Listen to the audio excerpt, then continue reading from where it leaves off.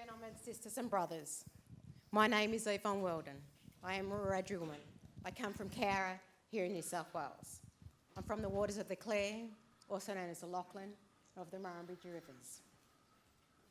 I'm the elected chairperson of the Metropolitan Local Aboriginal Land Council, who are the cultural authority under the Aboriginal Land Rights Act for the land we're meeting on. I would like to pay my respects to all elders past and present, and to all First Nations and non-First Nations people here this evening. It is always a humbling privilege to provide a welcome to country. For me, it is a profound honour and a luxury of time. Time given by you and time of the many warriors that started the traditions for all of us. A welcome isn't just words, it is a reflection of where we are.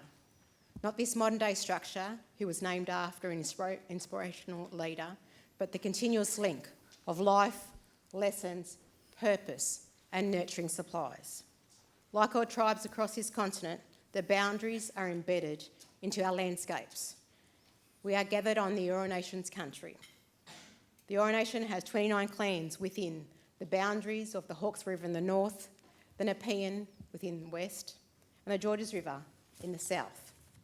On behalf of the Metropolitan Local Aboriginal Land Council, the elders and the members, I welcome everyone to the land of the Gadigal and I acknowledge Gadigal people whose spirits and ancestors will always remain with this land, our Mother Earth.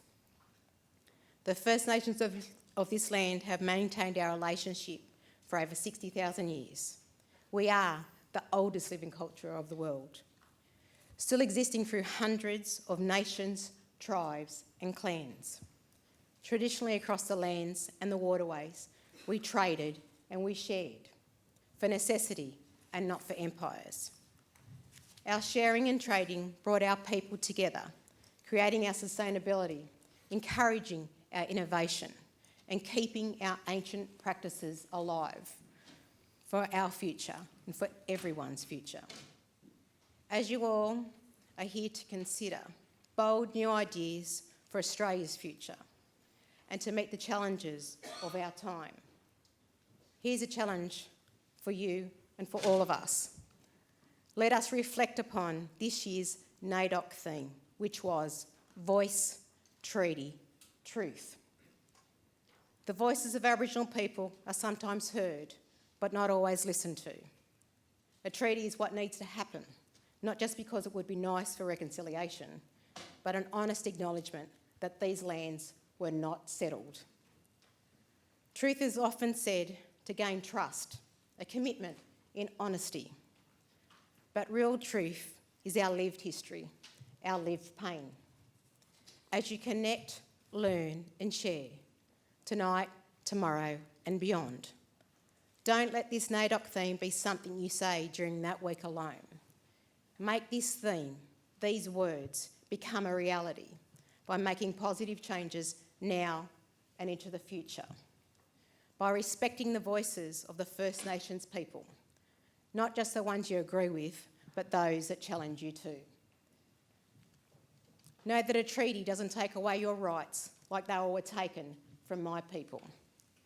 A treaty is for the recognition that sovereignty was never ceded. And it must take place if there is a sincere commitment to heal this country. And truth. Get to know the real history, not the ones that are taught in those books. Learn the truth from what my people live. We live the past today, and we will continue to live the future, representing and honouring our past. Don't just walk for my people, walk with us. Be guided by the communities and the people living in them, with an acceptance of the truth from our voices for a united future, creating a legacy through a healing. To make that healing and that future possible, let us all draw upon my people's spirits as we continue on our journey. May my people's spirits walk with you and guide you as we strive forward for us all. Again, on behalf of the Metropolitan Local Aboriginal Land Council, welcome to Gadigal land. Always was, always will be Aboriginal land. Thank you and have a wonderful evening.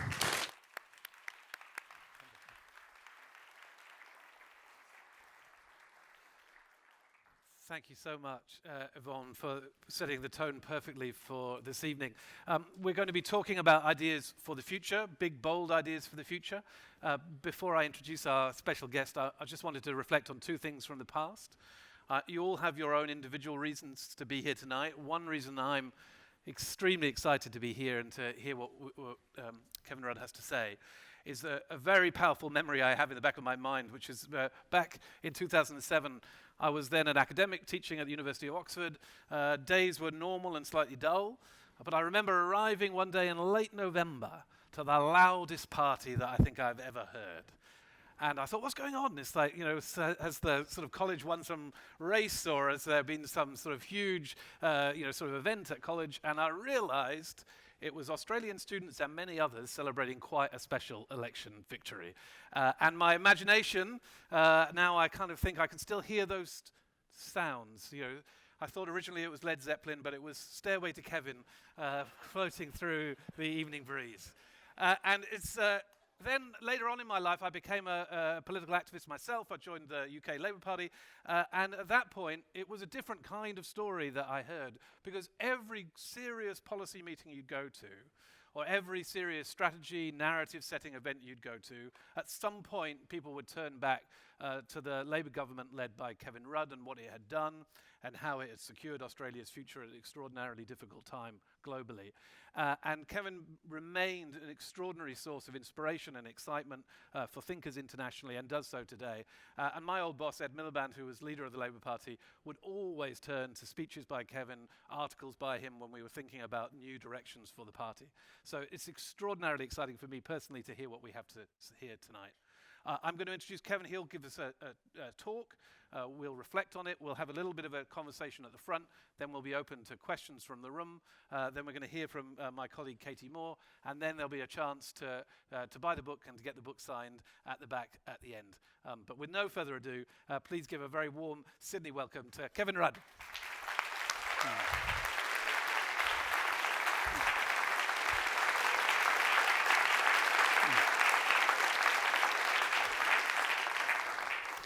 Thank you very much. It's good to be here in the People's Republic of Sydney.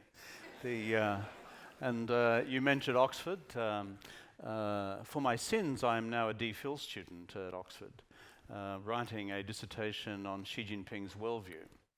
My main attraction for going to Oxford, though, was to participate in college life. My college at Oxford is Jesus College, Oxford. And my main interest in having that as my college so that I could now have an Oxford email address, which is kevin.rudd@jesus.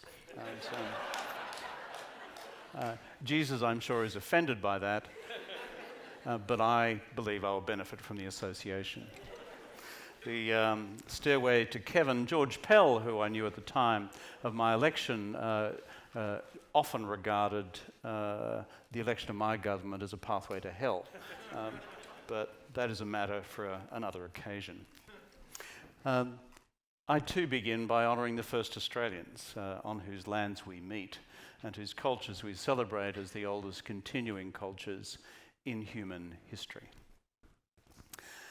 I've been in the business this week back in Australia from the United States, where we now live, and I run an American think tank, to deliver a series of lectures on alternative visions for Australia's future.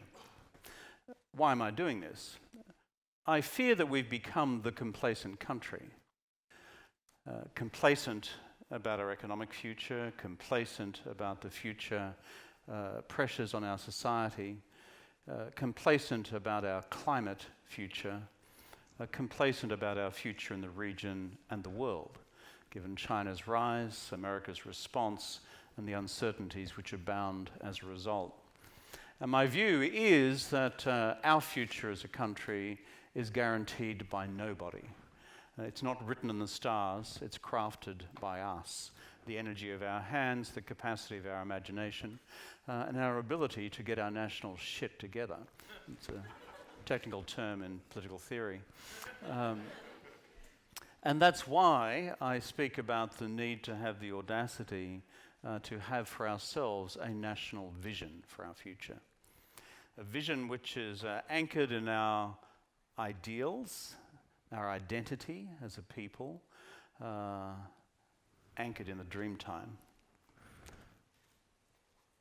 Anchored also in our enduring values as Australians, our underlying national interests, anchored also in our understanding of the extraordinary challenges now bearing down on the country, which are of a structural nature,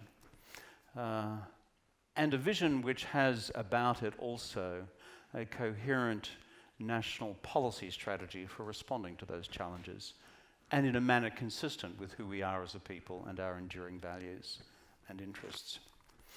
So, on Monday, in my own home turf, the People's Republic of Queensland, it's not a contradiction in terms, we still have a few secret collectives at work up there. I spoke about these questions of identity and values and of enduring national interests. If you're interested, you'll find that as of, I think, tomorrow evening on my website, and part of it will be in this weekend's Saturday paper. On Tuesday, I was in Melbourne, University of Melbourne, speaking about alternative visions for the future of our economy, including the immediate challenges we face with the risk of recession. Some of that's covered in today's financial review. Yesterday at the ANU, I was speaking about alternative futures for Australia within our region and within the global order, given China's rise. And what I'd like to do tonight, subject to your views, but if you disagree, tough luck, it's too late. I wanted to talk about alternative visions for the future of our democracy and how we sustain the continuing renewal of the Australian democratic project, given the pressures bearing down on it as well.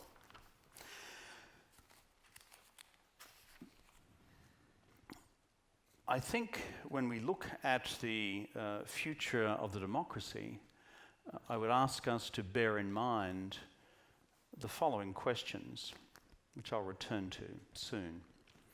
The nature of our nation's media, and therefore the commons through which we prosecute the future national conversations we need to have, or the absence of such a commons. Secondly, the nature of our political parties themselves and their need for internal renewal. Thirdly, the future of our national institutions, also part of our national democracy, most particularly our public service, our civil service. And finally, challenges which are beginning to emerge, let's call it in the ideational intellectual sphere, about even the continuing validity of liberal democracy itself as an idea. Something I would have found shocking just 5 years ago, but now to see emerging in semi-respectable right-wing thinking, the idea that we may be in need of just a temporary dictatorship. Let me come back to those set of themes as we progress through this discussion.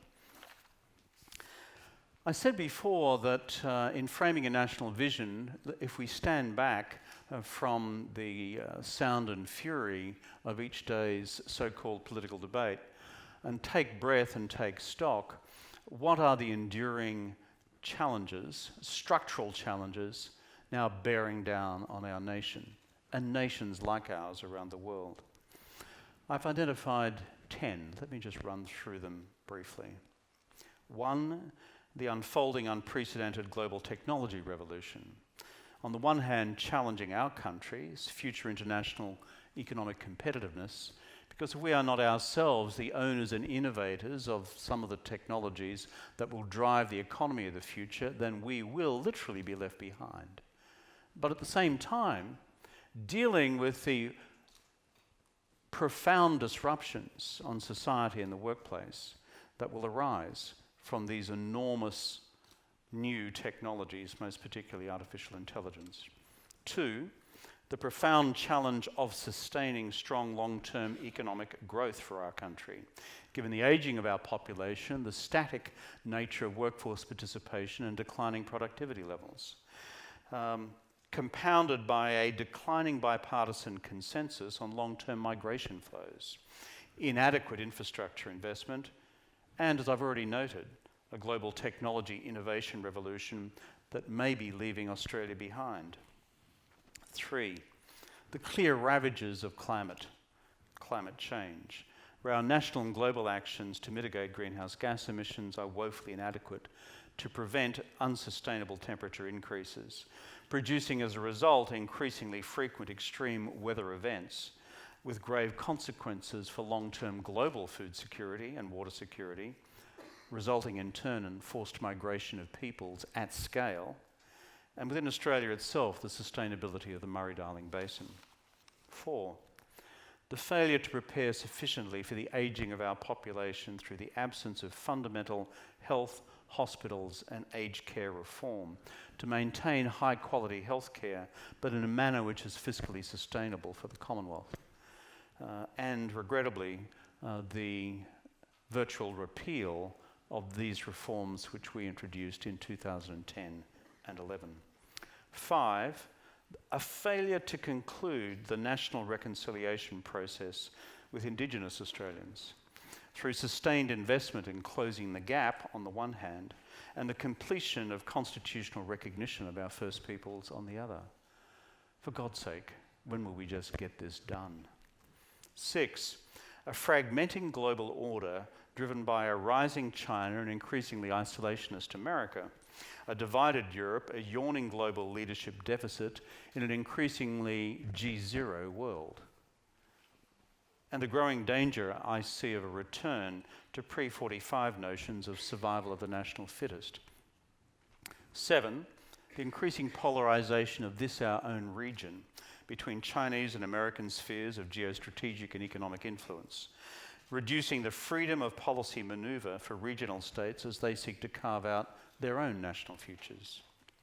8, the growing wave of people movements across the world by those escaping both political, economic and climatic insecurity in their own countries of origin, but as they migrate at pace and at scale, generating in turn politically and racially charged reactions in the countries they escape to, so that these in turn go to the heart of local political concerns on the deepest questions of collective cultural identity, fueling in turn the politics of the far right in particular. Think of Germany, think of elsewhere in Europe, think of America, think also in part of here.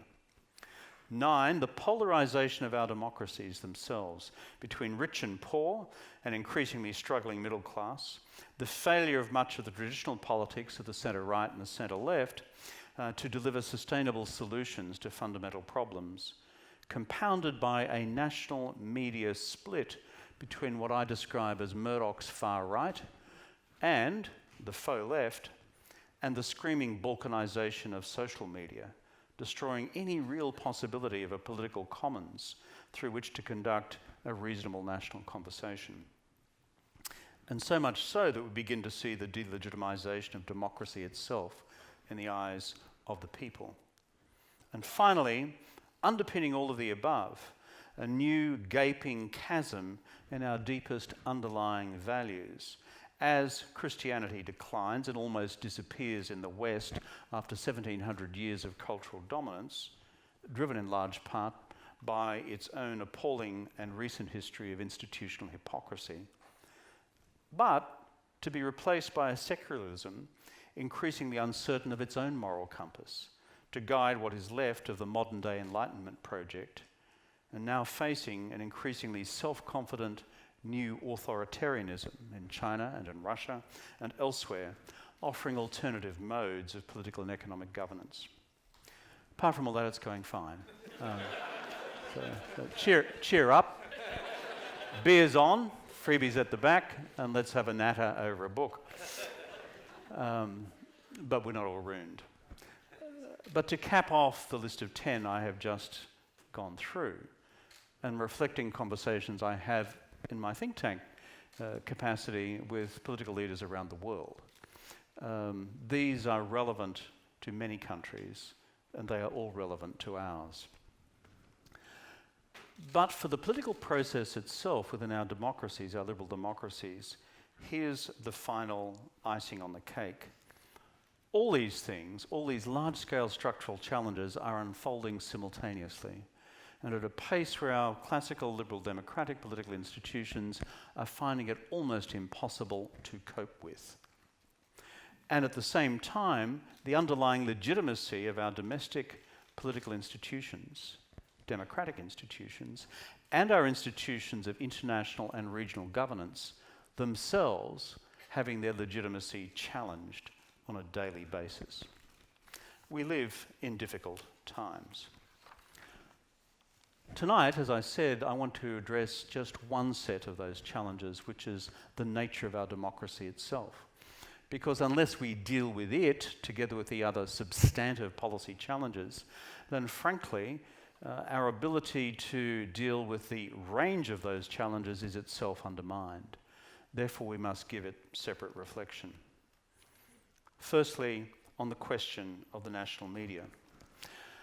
You don't have to be a Rhodes Scholar, and I'm certainly not one. I'm from Queensland, I'm just here to help. To work out that in the period since 2007 through 2010, 13, 16, and most recently 19, that the media organisation which dominates this country, the Murdoch media, representing some 60 to 70% of the print readership in this country, hates our guts, by which I mean the Australian Labor Party, but more broadly, the progressive left. This is not me and sour grapes. It's simply a reflection of the nature of media balance on the part of that extraordinarily powerful media entity as recorded in each of those elections. Even in 2007, where certain Murdoch mastheads technically endorsed me in their pre-election editorials, if you look at their tabloid coverage for the year prior to the 2007 election, they were seeking to disembowel me on a rolling basis through one series of personal accusations of scandal or corruption or whatever after another. But on election eve, even with that endorsement, and you look at the election coverage of 2007, it was 50% for us, 50% against us. Even when they'd concluded internally, it was likely that we were going to win. Roll the clock on to 2010 and to 2013, it was more like 80-20 against us, 90-10 against us, 16 and 19, and most recently, frankly, if you read, as I did, each day's coverage in the last election, held only a few months ago, it was like 100-0 in the Murdoch print media.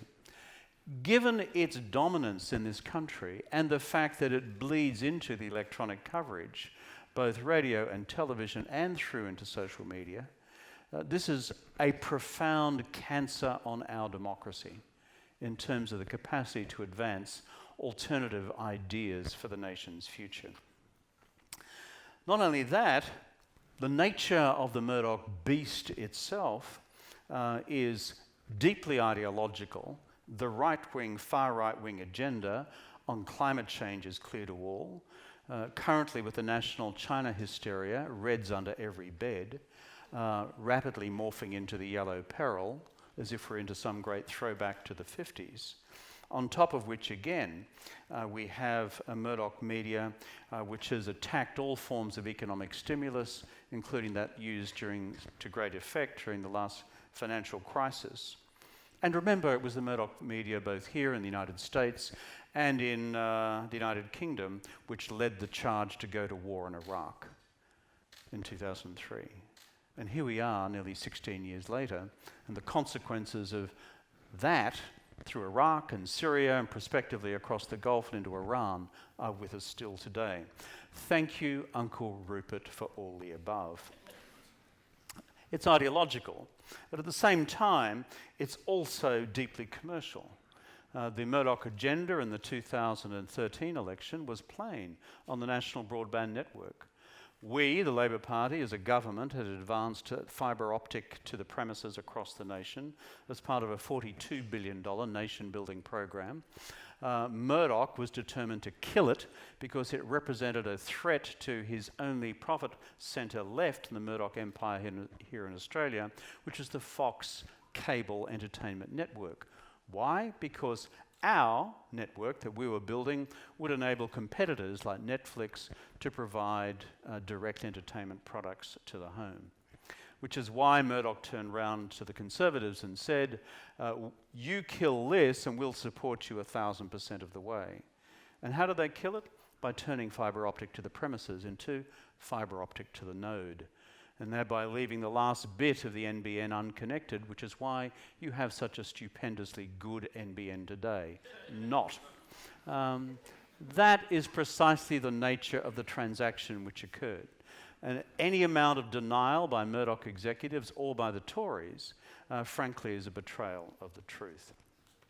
It's an ideological agenda, it's a commercial agenda, it's obviously by definition a political agenda, and it's a global agenda. Across the Anglosphere, these debates all occur in parallel. They don't occur in Canada. Have you wondered why? Rupert's not in Canada. But in the United Kingdom, United States, and here, the parallels in the debates in our respective polities on climate, on China and the rest, is in part driven by the dominance which Murdoch has within those media markets. And for those who think it will all expire when Rupert himself expires, there's another Murdoch waiting. His name is Lachlan, and he is every bit as conservative as his dear papa. Lachlan is a climate change denier. We know that from our engagement with him when I was in office. And therefore, the view that somehow this will mellow like a good wine once a generation passes is frankly simply a political hope rather than based in any form of fact. In fact, if you look at Lachlan Murdoch and the Gang of Four, who each day determine the country's media agenda, Chris Daw, the editor of The Australian, Boris Whitaker, the fellow who runs Sky News and Sky After Dark, and the right-wing Neanderthals who hang about on that particular panel, together with Ben English, the editor of the Daily Telegraph, and Sam Weir, the editor of the Queensland Courier Mail, that's the Gang of Four which sets the framework, the tonality of the national media, national public policy debate and political debate in this country on a daily basis. They operate not just as a media organisation, they run effectively as a political party, in coalition with the formal Conservative Party called, ironically, the Liberal Party of Australia. Therefore, my argument to you this evening is that this represents a fundamental challenge to the future of our democracy. And unless we deal with this Murdoch challenge effectively, then all debates we seek to have about the future composition of a vision for our country, on the economy, on social justice, on the future of the Republic, our constitutional arrangements, even constitutional recognition of Indigenous voice, together with our place in the region and the world, is compromised. But more dangerously, in my judgment, is the deep damage it does to democracy itself. Nonetheless, the business of framing a progressive vision for our nation's future, the right-wing media, the Murdoch media, is a big part of the problem. But there's also a problem I'd like to highlight this evening as well, and that is what I describe as the media of the faux left. The sad fact is that there is nothing that the putative left-wing commentariat of parts of this country enjoy more is than ripping a Labor Party or a Labor government to bits for failing to live up to the high ideals of the progressive political cause, or at least as selectively defined by self-same left-wing commentariat. Indeed, there is a perverse psychology at play on the part of a number of so-called left progressive commentators, which compels them to demonstrate that they, the progressive commentariat alone, are pure, whereas those of us engaged in active hand-to-hand combat in centre-left politics are by definition impure and have fallen from grace. This is part of what I see to be a wider psychosis on the part of elements of the armchair left that always prefers to eat its own rather than attack the conservatives. In this chic left view of the world, Labor governments must deliver either 100% of the progressive reform agenda, because after all, Labor is supposed to believe in these things, whereas from the comfort of the armchairs, the recline, it's assumed that because the Conservatives have never believed in these things, then what's the point in ripping into them at all? And from this same, what I describe as bourgeois left view of the world, such practical matters as the need to build a political constituency to support the passage of real progressive reform by appealing to the centre and sometimes even to the right is ridiculed as simple backsliding rather than the essential business of politics to entrench reform for the long term. So whether it's marriage equality, asylum seekers, climate change, poverty, homelessness, foreign aid or human rights, unless in this view Labor governments agree to deliver the totality of the Green Left's definition of the progressive agenda, we in the Labor movement are written off as a bunch of backsliders, whereas the Conservatives are often given a leave pass because they don't know any better, because we had no expectations of them to begin with.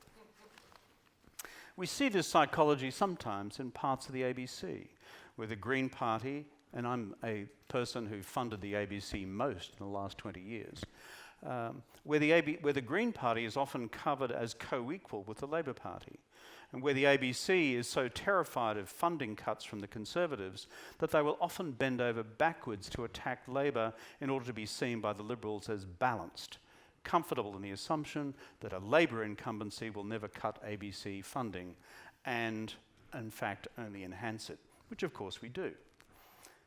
Of course, in fashioning a progressive vision for the nation's future, it's easy to write a script that the Green Party would be delighted by.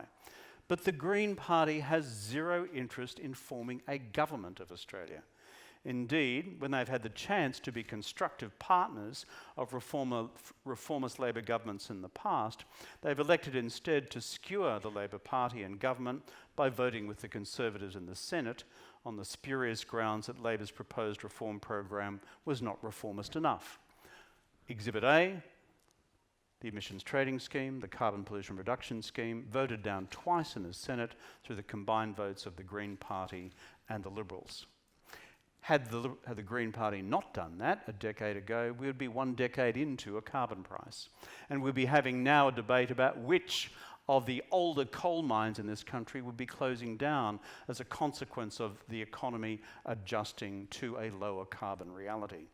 But that was not rendered possible, in large part, and never forget it, because the Green Party chose to become the coalition partner of the Conservatives, arguing that we in the Labor government were not progressive enough. Being therefore a mainstream progressive party seeking to form progressive government in this country can be a lonely business, vilified by the right, although the right, you will notice, always lionise their own, as they have done with Howard and Abbott, and cannibalised by the left, who literally prefer to eat their own rather than to lionise their own. The heroes of the left, if we look at political history like Whitlam, well, they're almost all dead. When in office, they too were demonised as sellouts to the right. This happened with Gough. He used to tell me about it. It certainly happened with Hawke. He always told me about it. And it certainly happened with PJK, Paul Keating, and he tells me about it. And it has ever been thus for us. The right-wing commentariat, for a range of reasons, ideological, personal, and purely social, nonetheless want their own team of political miscreants in power. However politically wacky they might be, think of Tony Abbott, ideologically impure they might be from a right-wing perspective, think of Malcolm Turnbull, or how messianically driven they may be, think Scott Morrison. Nonetheless, the right lionise their own. We prefer, as I said, to eat our own. Much of the left commentariat would prefer an eternal seminar on why we have failed to win power. Or if we happen to win, give 1,000 reasons why we are undeserving of winning. It's a curious psychosis of which Freud, if he was still with us, would have had much to say. However, the reason for discussing this question at some length tonight goes beyond an interest in the underlying psychology of much of our national politics. It also goes to the different levels of expectations of political parties of the right and the left, as shaped by the attitudes of the conservative and progressive media over time. The political right, for example, are expected to deliver on basic security and economic stability with an acceptable minimum of social provision. Anything beyond that is seen as a generous bonus, an unexpected benefit, almost a form of political noblesse oblige. The left, by contrast, that's us, we're expected to provide the same security, the same economic stability as the right, while also deploying equal political vigour in the provision of social justice, including labour rights, environmental protection, as well as an innovative international policy balancing, in our case, the US alliance, the region, the United Nations, and the rest.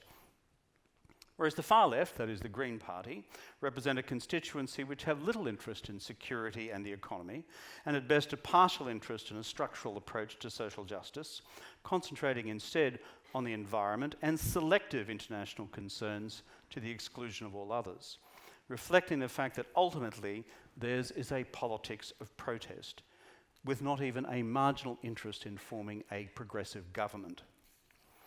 In other words, under the political equivalent of Maslow's hierarchy of needs, the Conservatives are ultimately expected to deliver on only the most basic of Maslow's needs, and if they do, they pass, tick. Whereas we of the centre-left are expected to cover the total spectrum, otherwise we fail. And as for the far left, tilting at windmills is all that matters because gesture politics focused on the tip of the Maslowian hierarchy is all that matters. Without attending to the base of the pyramid, the far left know that they can never be elected, but as noted above, that doesn't really matter. That's not what they've been interested in. Deep structural tensions inevitably emerge, therefore, when a progressive party tries to address the full range of policy needs across Maslow's hierarchy. It's why Labour inevitably finds itself in political trouble both to its right and its left. It's also why the Labour Party is structurally correct when it says that the expectations on it in government are invariably higher than those for the Conservatives. And that's before we add the additional reporting bias of the Murdoch media, whose strategic interest lies in the continuing delegitimisation of Labour by magnifying Conservative attacks from the right against Labour for going too far, for being economically responsible, or for jeopardising the country's national security, but also reporting the left critique of us as well for not going far enough, to be fair. In other words, they get you both coming and going. In fact, the Murdoch media, aided and abetted by significant elements of the faux left commentariat, delight in this rolling pincer movement against the legitimacy of the Labour Party. And it underlines why Labour must therefore take on its adversaries on both flanks if we are to prevail in our efforts to provide an effective progressive vision for the nation from the reforming centre. Our political and policy challenge, by definition, will always be more difficult than for the Conservatives, and infinitely more difficult than for the Green Party. One further word about the media. I've spoken about the Murdoch right, I've spoken about what I've described as the faux left, and where that leaves parties of the reforming progressive centre. But on the future of the ABC itself, it becomes even more fundamentally important as possibly the single remaining open and potentially neutral commons in which to have long-term conversations about our nation's future. And therefore, what have the Conservatives done with the ABC? We legislated in 2012 in the ABC Amendment Act for there to be an independent process for the appointment of a panel to recommend appointees to the ABC board, and in turn for the chairman or chairperson of the board to be so appointed as well. The Conservatives, notwithstanding the existence of that act on the Australian Statute Book, in more than half of the appointments to the current ABC board have chosen to ignore the recommendations of such an independent panel. So the institution itself, quite apart from the usual Conservative assault on its funding base, quite apart from the usual rolling critique of the ABC by the Murdoch media, are also from the inside in terms of the composition of their board continuing to be politicised.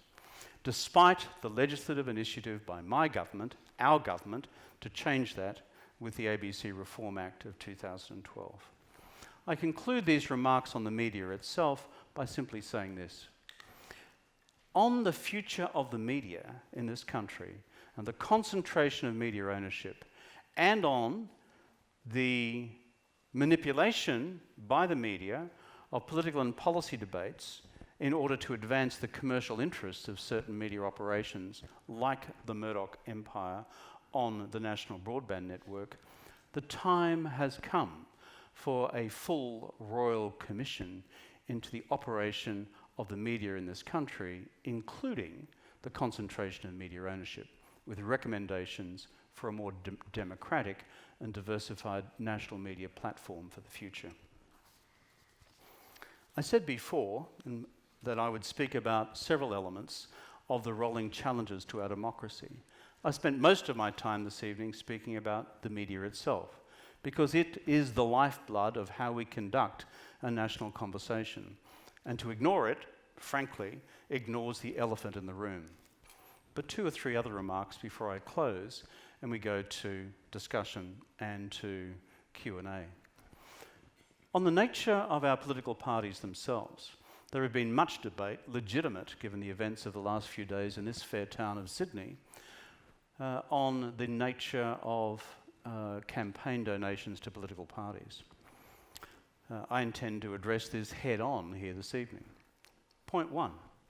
In 2009, we legislated as an Australian Labor government, recommended to me by then Special Minister for State John Faulkner, for a comprehensive package of changes and reforms to Australian campaign donation laws. These would have banned all forms of foreign donations to political parties. They would have also capped the contributions by any individual to any Australian election campaign. That legislation was voted down twice by Malcolm Turnbull. When I therefore hear the Conservatives complain about how this wide open door has led to levels of manipulation by various people in Australian politics and those who make donations to political parties, I say, physician, heal thyself, in terms of your decision in 2009 to block a fundamental reform which would have transformed the way in which we conduct our political business in the decades since. Secondly, when I also look at the current nature of our political parties, that reform program of 2009, in my judgment, now needs to be taken further. Australia should implement the full range of reforms embraced by the Government of Canada under a Conservative government in terms of the future of political donations to political parties. For example, in Canada today, the limit for an individual contribution to a political party is $1,500. That's Canadian dollars. Secondly, the overall limit to a person's individual contribution to their own campaign is $15,000. The overall ceiling that can be spent on a campaign within a constituency, a riding as they call it in Canada, is $280,000. The limit that is now imposed by law on a political party's expenditure within an individual electorate is $119,000. There are further limits on third-party contributions. And so therefore, this now is the set of reforms which we need here. But to make the Canadian democracy work, they also mandate that the media operations of the country provide open, free time. When I say open, free time within defined limits for each of the principal political parties to explain their message to the Canadian people. Unless we begin to embrace reforms of that radical nature, we are running the risk still of our democracies being bought. Do not underestimate the singular impact of Clive Palmer's spending $60 million on exclusively negative ads against the Australian Labor Party, particularly in Queensland and Western Australia during the last campaign. That would not be possible were we to implement a Canadian reform program. And if we were to implement such a program, the transformational impact that it could well have and should have on our mainstream political parties would be to turn them once again into be viable, effective grassroots organisations, dealing with communities at local levels across the country, rather than to pure political war-fighting machines, because that often is where the problem comes from. My final remark this evening about the nature of our democracy and how to re-engineer it for the future and not allow it to wither on the vine goes to the other of our national institutions which underpin the democracy. And here I talk about the independence of the civil service, the public service in this country. As someone who has been Humphrey, myself, I used to be the Cabinet Secretary in the Queensland Government. As someone who has been Bernard, that is, the Civil Service Advisor in a ministerial office. As someone who has been the Minister, I have been Foreign Minister, and as someone who's been Prime Minister, I kind of understand the different roles which these beasts play in the public policy and political process. I am Exhibit A of what actually happens. And therefore, I speak with a level of authority about the simple proposition. One of the greatest gifts we got from the Brits, I won't mention cricket, is the whole notion of a professional, independent civil service. Professional, independent, and permanent civil service. What are the reasons for that? Number one is that anyone who has been a member of a cabinet will tell you that what you rely upon from a public service is genuine, frank and fearless public policy advice about how to solve the problems of the nation. The mythical notion that political parties in themselves are complete repositories of such knowledge in their pre-election manifestos is simply the stuff of which certain smoking substances are made. And I wish someone would give me some, because it's simply unfounded and untrue. And I have been part of such cabinets at both the state and the federal level. Number two, incoming governments require the professional expertise of civil servants to effectively implement public policy programs. Very few incoming ministers have a clue about the nature of public administration, that is, the delivery of programs on the ground. And thirdly, why you need a high quality and permanent public service which transcends the political term is that you also need to have senior civil servants who across their ranks have institutional memory and history. Otherwise, our governments are without memory. Yet when I see Morrison's statement most recently to the public service in Canberra, where he said, your job, frankly, is to attend to Middle Australia. We, the political class, are those in charge of you. We know that you public servants think that you know it best in providing advice on particular public policy challenges, but you don't, because we, as the political class, have a unique ear for the Australian public. I just described that as comprehensive codswallop. And the bottom line is it's intended to send a meta message to the Australian public service: be afraid, be very afraid, because if you think that you can provide robust, frank, fearless, independent advice to us, then the message I'm sending to you is that it's not welcome.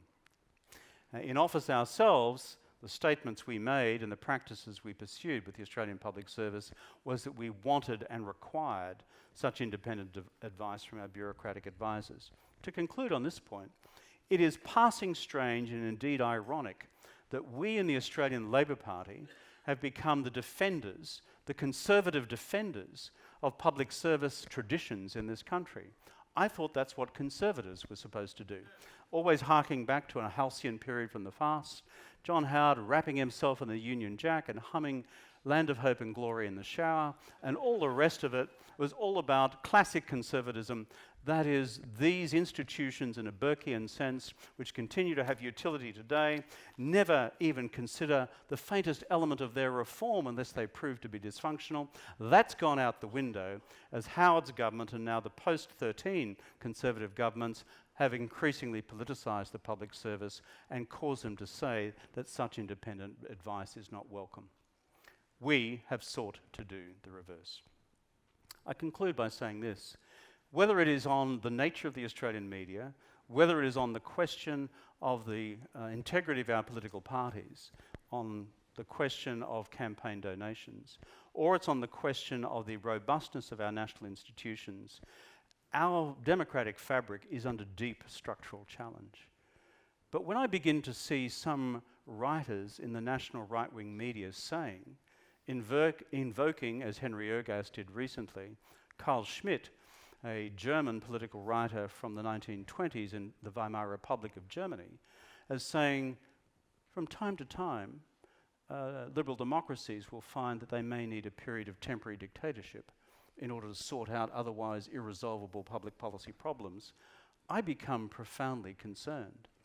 I'm accustomed to such ideas lolling around out there amongst the lunar right, but when I start to see such ideas finding their way into more mainstream right-wing media platforms, such as the newspaper which describes itself as our national daily, The Australian, I begin to become more concerned that in fact questions are being raised by the right around the world about the utility of democracy itself.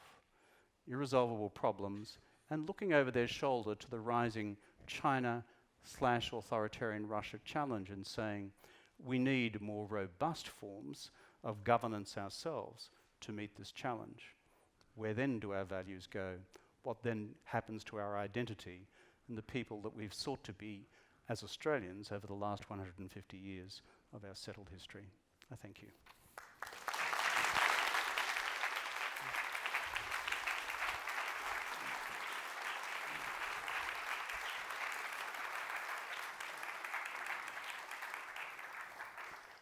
Thank you so much. A fabulous, if bracing survey of the challenges that Australian democracy faces and global democracy faces. What we're going to do now is I'm going to pose a couple of questions myself, and then I'm going to throw the floor open so that people can ask any questions that they want, trying to stay on this central theme.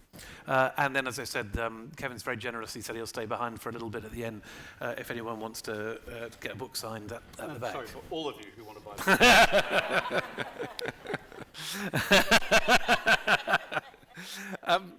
My first question is, you gave a wonderful survey of challenges from the media, from corruption grounded in donations, from challenges to fundamental public institutions like the public service.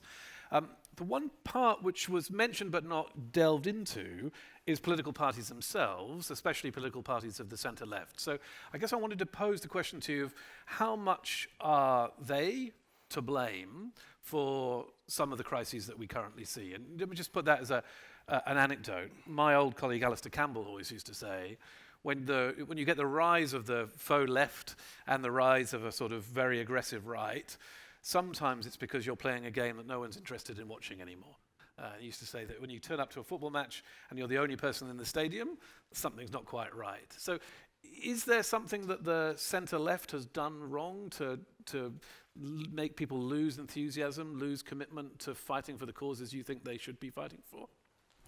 Yeah, I mean, as with most things in political life, you, as a movement yourself, you must share responsibility for what's unfolding. It's not just the external factors at play, but it would be incomplete to engage in mea culpa, mea maximum culpa. I'm a Catholic, you can pick that up. Unless you'd at the same time worked out what's bearing down on you from the outside.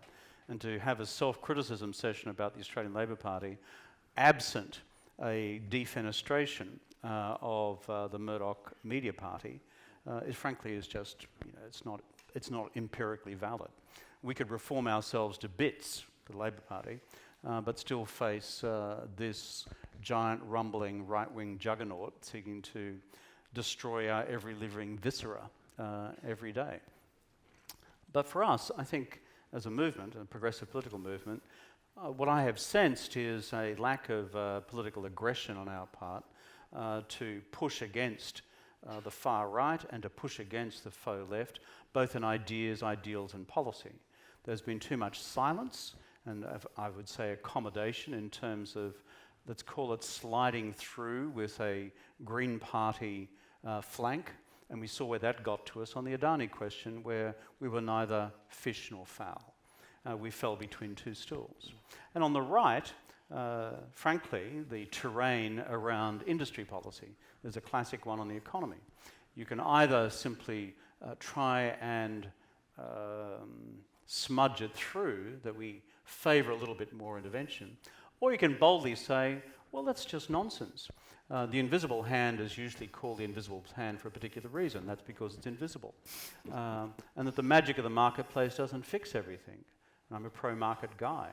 But beyond the essential disciplines of macroeconomic stability and levels of microeconomic reform, the clear dividing line between us and them is something called industry policy. And we shouldn't apologise for it.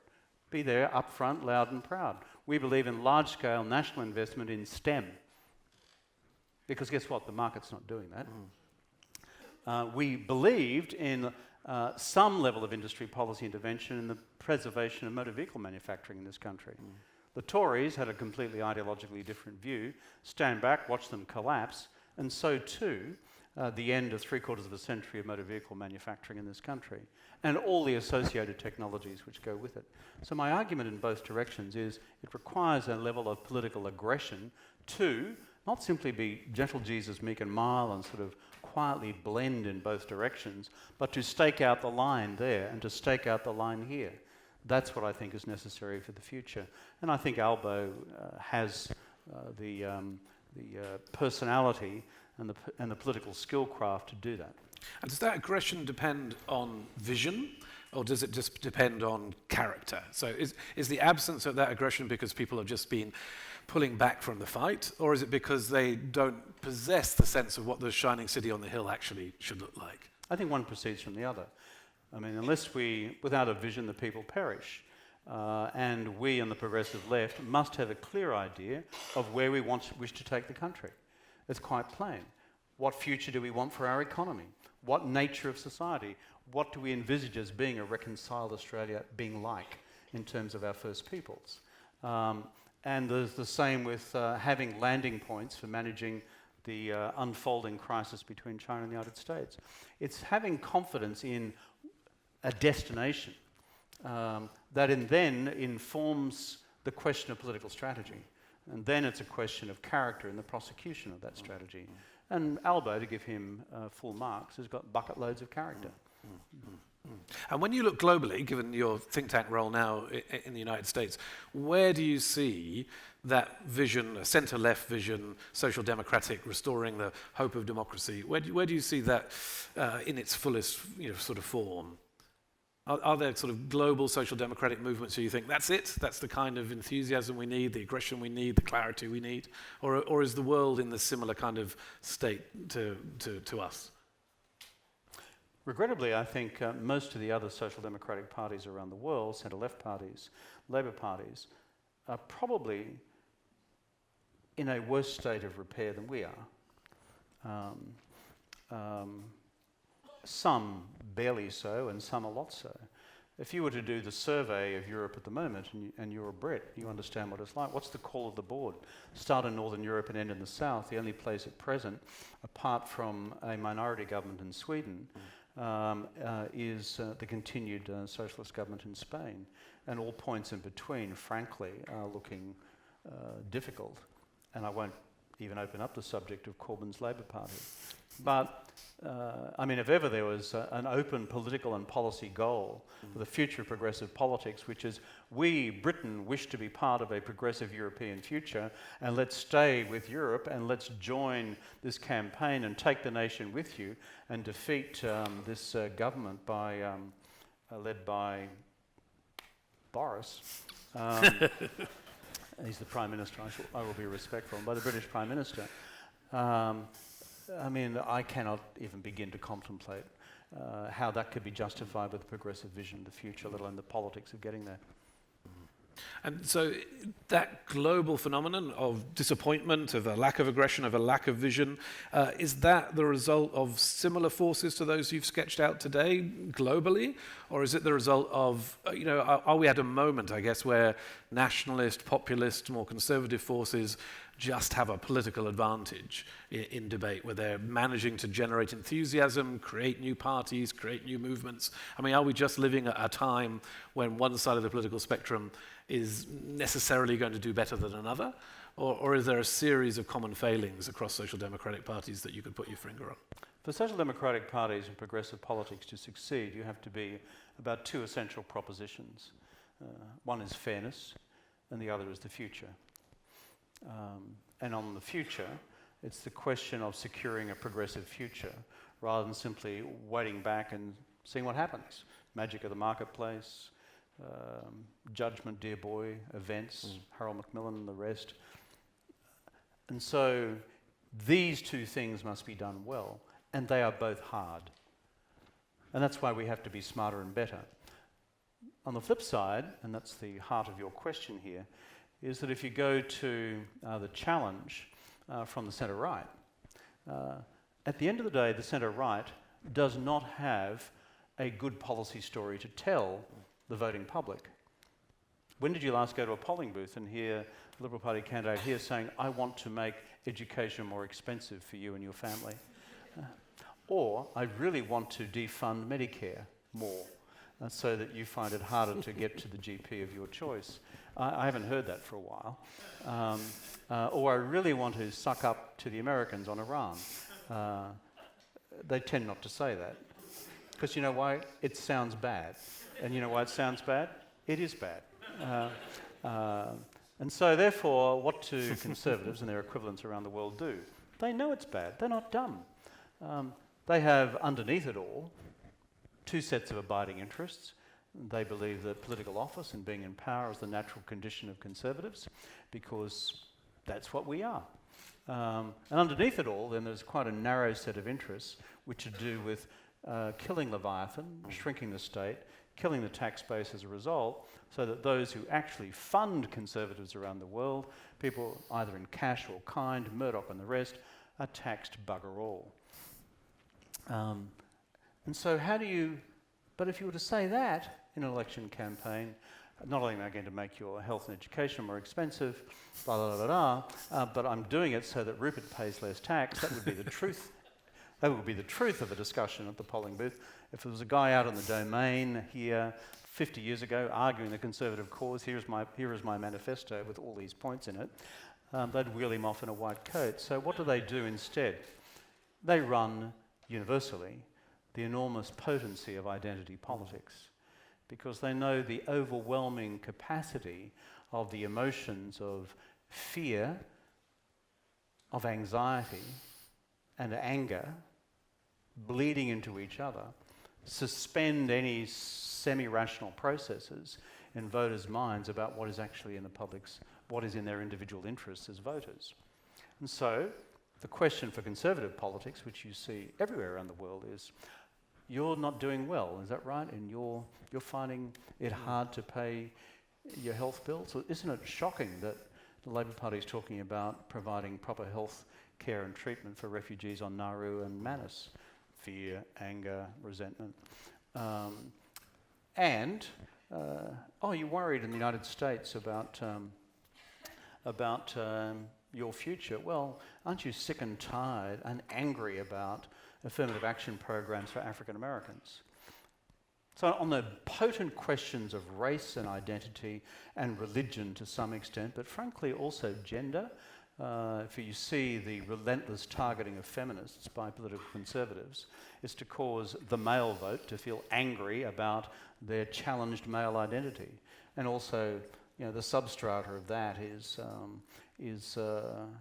executed often more delicately, but we saw it in the last election campaign here through the Safe Schools programs, be very afraid about gay culture. Mm-hmm.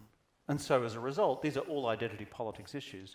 Political objective, A, make you feel anxious, maybe frightened, and in certain cases really angry.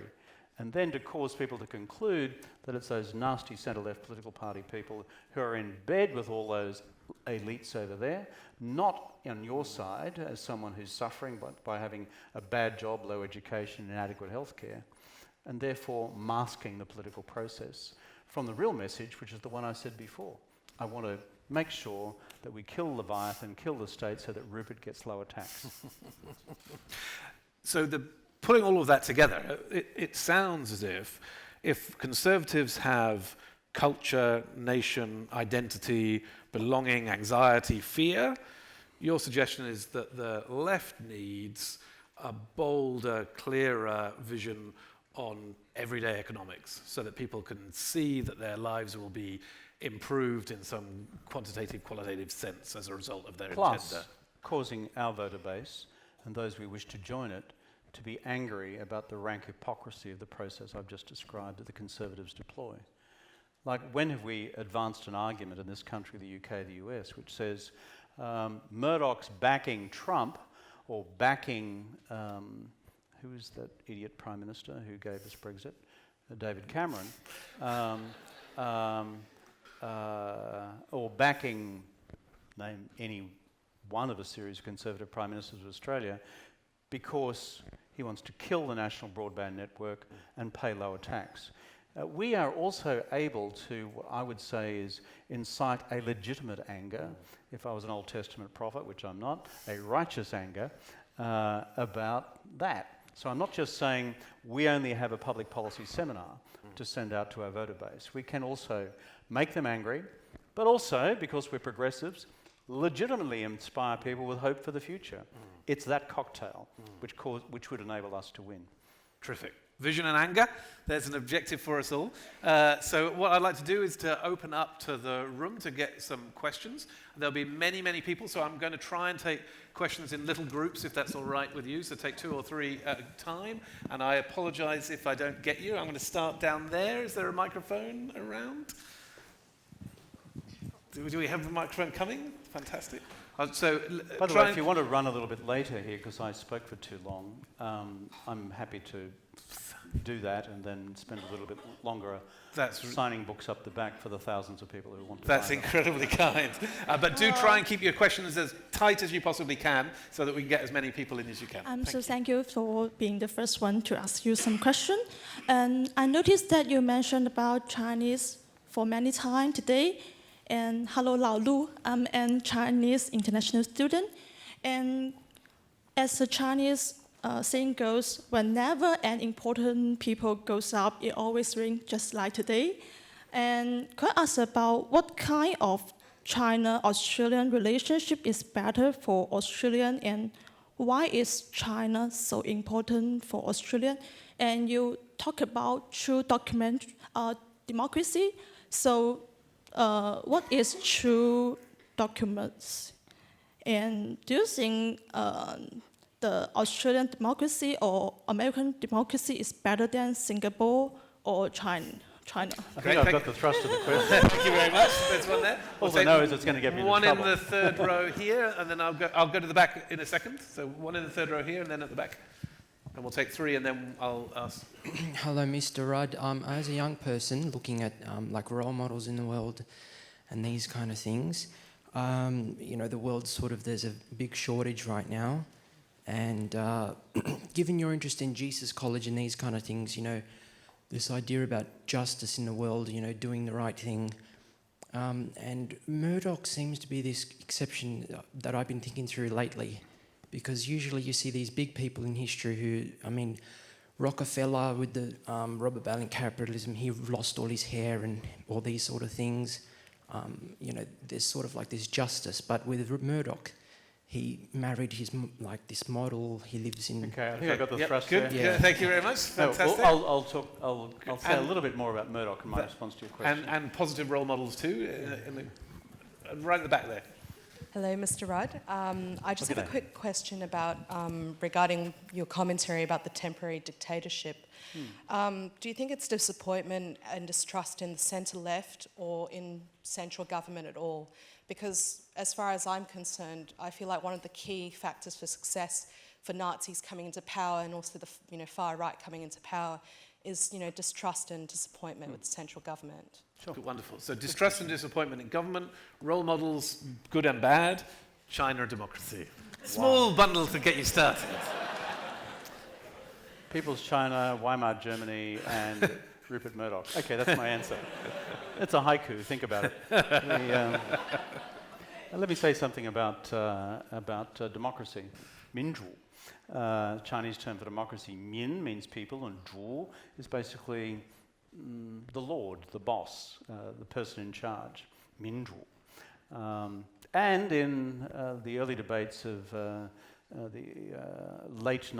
end of the Qing dynasty, the end of the 19th century, into the early modern period in Chinese politics, there's a huge debate even about the use of the term. How do we convey this notion that the people are masters of the future. So the basic difference is this. We, as you know, in the collective West, come from a tradition out of Runnymede on the Thames, Magna Carta, through Bill of Rights, through to widening the democratic franchise through the 19th and then the 20th centuries, eventually even given women the vote, for God's sake. How long did that take us all? And as a consequence, the foundation stones of our concept of democracy are a universal franchise, as being part of a broader fabric of universal human rights around the anchoring principle of freedom, individual freedom, and as arbitrated by a system of laws and as prosecuted through independent courts when coming under challenge. That is not the Marxist-Leninist view of what's called democratic centralism. Having studied Chinese constitutions myself in the past, back in the Mesolithic period, when I was at university, sorry, Paleolithic maybe now, democratic centralism is completely separately defined because it's about a revolutionary party which obtained power through the barrel of a gun, not through the ballot box, and which conducts its own democratic centralism in terms of the processes for resolving consensus within the revolutionary party. Now, these are vastly different traditions, and if you look at the history of centre-left parties and the history of the Second International in the late 19th century, that's where communist parties and social democratic parties parted company. That difference remains, and therefore all I can say is, as a creature of the West, that's me, I understand why we are the way we are and how we have got there, and understanding also that this delicate flower called democracy is a relatively recent innovation in the history of political science and practice in what we call the collective West. But in my own experience, it is the best of the alternatives on offer. China has a different national tradition, and it's entirely a matter for the Chinese people how they deliberate on their own political model for the future. Role models, positive and negative. Look, in terms of media barons, if that's partly the question, it must be very tempting for media barons to throw their weight around in one direction or another. Personally, my view is, when we're dealing with something as sensitive as control of the platform or the commons through which a democratic exchange of ideas occurs and information occurs, the more diverse our ownership is in the media, the better. If you have a concentration of media power, you're more likely to have a concentration of ideas. I once asked a News Limited editor in this town why they had attacked a particular person in politics. It wasn't a friend of mine, it was just, I just observed this attack unfolding. And I always remember the response by this editor, because we can. Now, arrogance proceeds from a concentration of power, and I see that in much as media as I see it in other elements of our life in democracies as well. And finally, on the question of, up the back. Yeah, disappointment in Weimar. Most of us enjoy reading the history of Germany in the 20s with fascination and despair. And ultimate despair that Hitler was elected democratically, albeit by the use of paramilitary tactics in the streets of Berlin and Munich and elsewhere, and in the critical election periods between 29 and 32. So I referred before to this guy called Carl Schmitt, written up, I don't think just descriptively by Henry Ergas in The Australian, a little approvingly, I think, when he said, here you have Weimar Germany, through its governments of the 20s, rising and falling, coming and going, not attending to the basic problems of post-war Germany, World War I Germany, and that's as hyperinflation emerged in the move up to the Great Depression before the rest of the implosion unfolded. I think it's probably an unfair analogy with today for the simple reason that Germany prior to World War I was not a functioning democracy. If you look at the power of the Kaiser, this was an authoritarian state. And therefore we're into a very new experiment in democracy in German political tradition, in my judgment, though I'm not an expert on the period. For those of us who are more mature democracies, I think the challenge is this. One, political parties within those democracies, unless they are genuine grassroots organisations dealing with communities at a visceral and physical level, responding actively to direct community concerns, then we will progressively delegitimise ourselves. But that's half of the equation. The other half goes back to the Murdoch factor. Unless the public commons continues to exist to communicate that which you are doing, rightly or wrongly, in your engagement with the community, and the things you are doing to respond to basic problems of health, education, and the rest, then the tactic to be employed by those who are of a particular ideological bend will be to delegitimise everything that you are doing. So we must be both legitimate in our direct exchange with people at a grassroots level and respond as effective public policy agents, but have a fair and open political commons through which that transaction is communicated to the wider polity. Otherwise, it won't work. Fabulous, thank you so much. Let's take another bundle of questions. There's one right at the back. There, thank you. Hi, thanks for your time. So despite our great Commonwealth, in my lifetime, neither major Australian political party has committed themselves to eradicating homelessness and poverty. Both parties have made decisions that accept and exacerbate the continued suffering of millions that they will never face themselves. Yes, the LNP and the Murdochs are shit. They've gotten away with it and they've got to go. But why have you spent so much of tonight railing against this faux left rather than talking about how your party can be radically better and bolder than it is today? Because that's a critique from the faux left, but I'll come back to it in a minute. Just there, yep, absolutely. There's a microphone coming your way, thank you. Hi, thanks very much. Look, I'm just wondering, what role is there for unions in the future, or for collective voices in workplaces to speak to issues of interest? And what's the relationship going to be like for unions with the Labor Party? And what are the modern ways that we can collect in future and have a voice to speak about what is happening in potentially diminishing workplaces? Thank you very much. And then one more here at the front. My question is, Scott Morrison is expected to travel to the United States next month. How should he approach President Donald Trump and the issue of the trade war? So, radicalism, unions, Trump. Let's start. Let me start with Trump. With a sense of humour, I think, is what I'd recommend to the Prime Minister.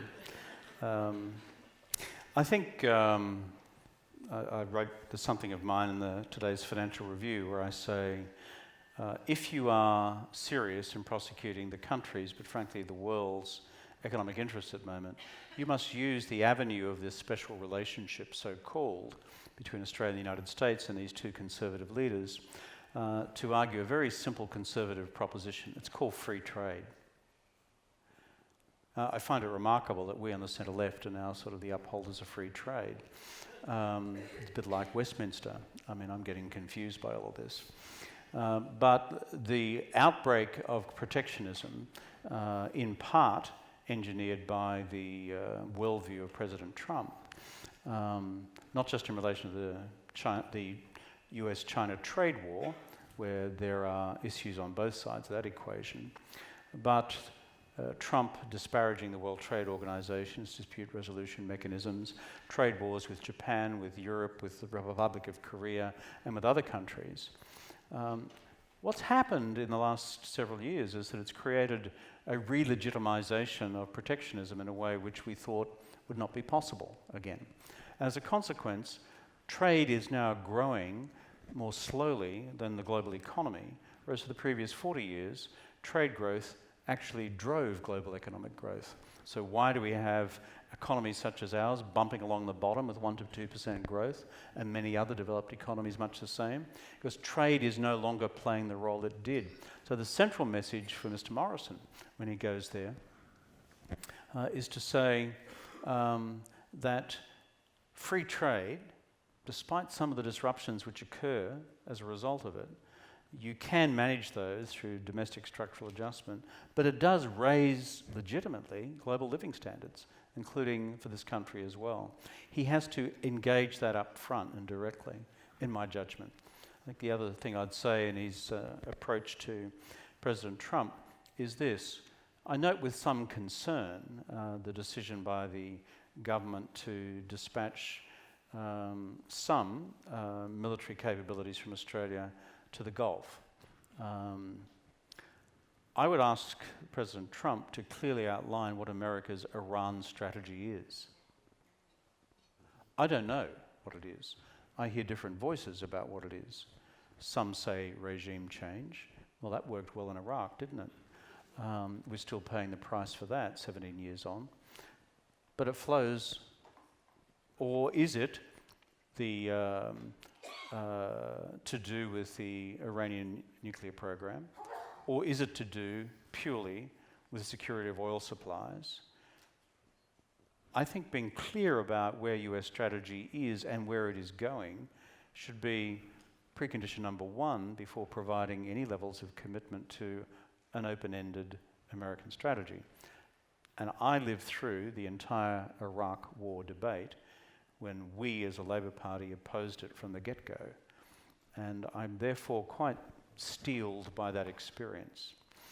To go to the question of public housing and homelessness, where I challenge the validity of your arguments is, number one, when I became Prime Minister, in terms of a priority, I set the halving of homelessness as a national objective.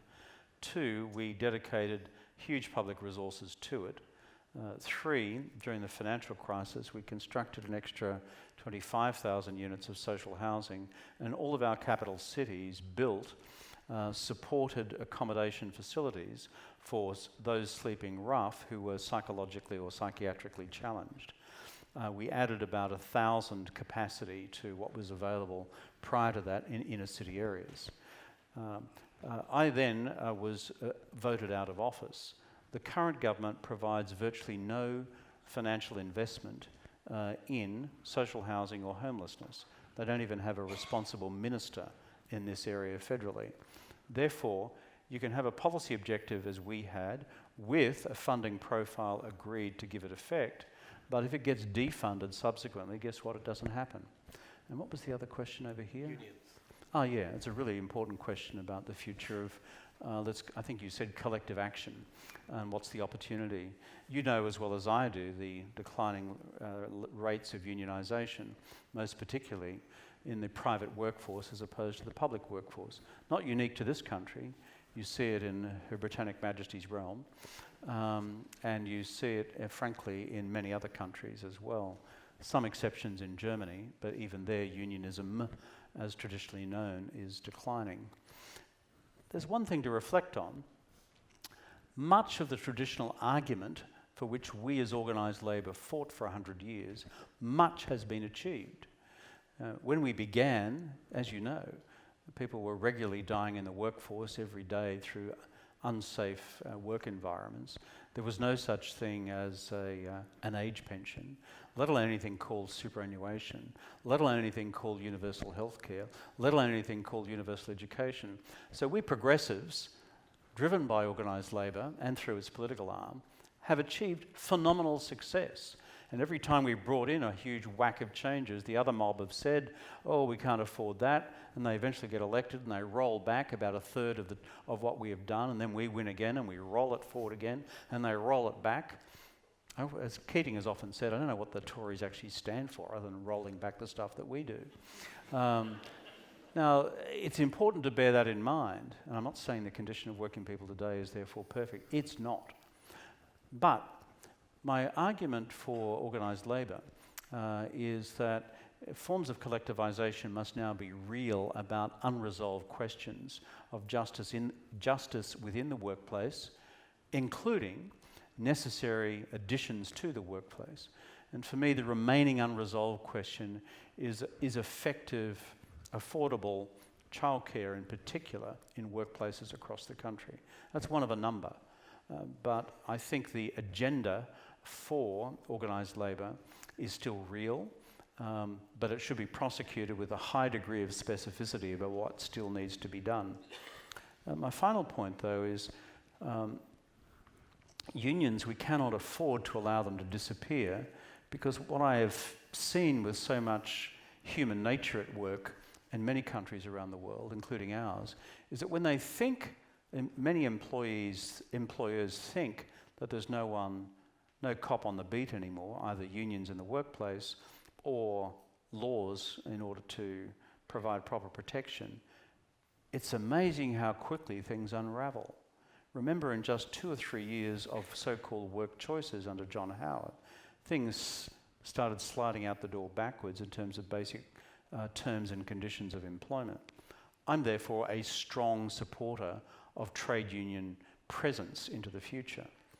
But that's why we've also got to not have lead in our saddlebags by having unacceptable behaviour from sub-elements of the trade union like SETCA and the CFMEU, frankly, wrecking it for everybody else reputationally. Wonderful. Thank you so much. We're getting towards 7:30, and I do want to leave time for thousands of people to buy books. But or tens of thousands. Tens of thousands, yeah. Buy them for your extended family and their extended family. And Before we get there, I wanted to ask Katie Moore from the Office of the Deputy Vice-Chancellor of Indigenous Strategy and Services to give some final reflections, to say thanks to Kevin, and to close our evening tonight. So can we say welcome to Katie?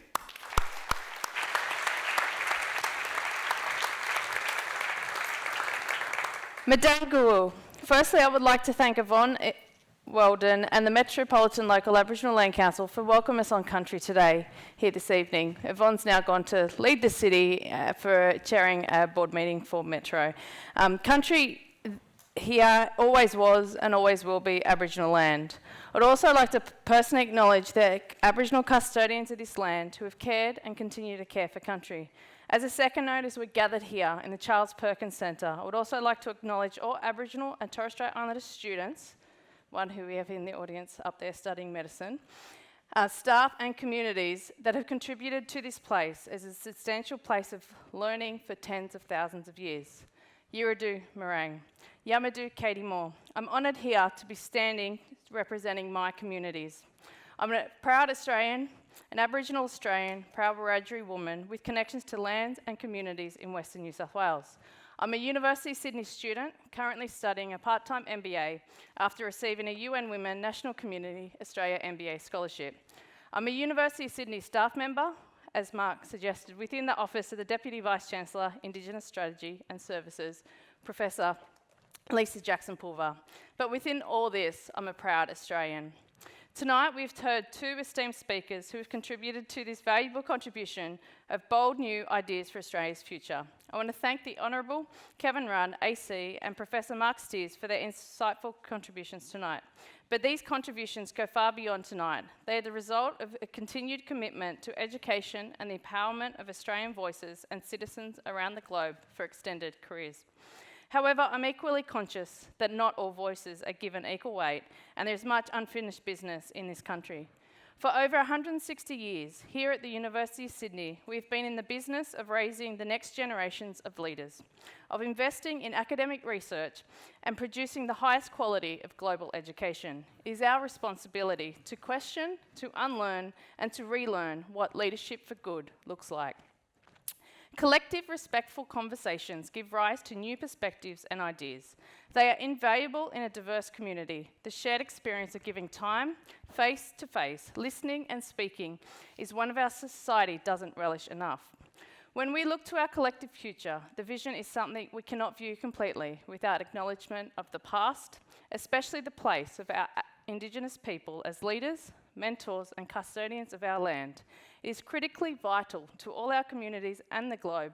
Without an accurate picture of Australia now, we can't build the sustainable future that celebrates diversity, a future that is responsible to each other, and a future that leads by example. I would like to share a piece of communication, lastly, that I read this morning from Jeremy Courtney, who's a founder and president of a Preemptive Love Coalition.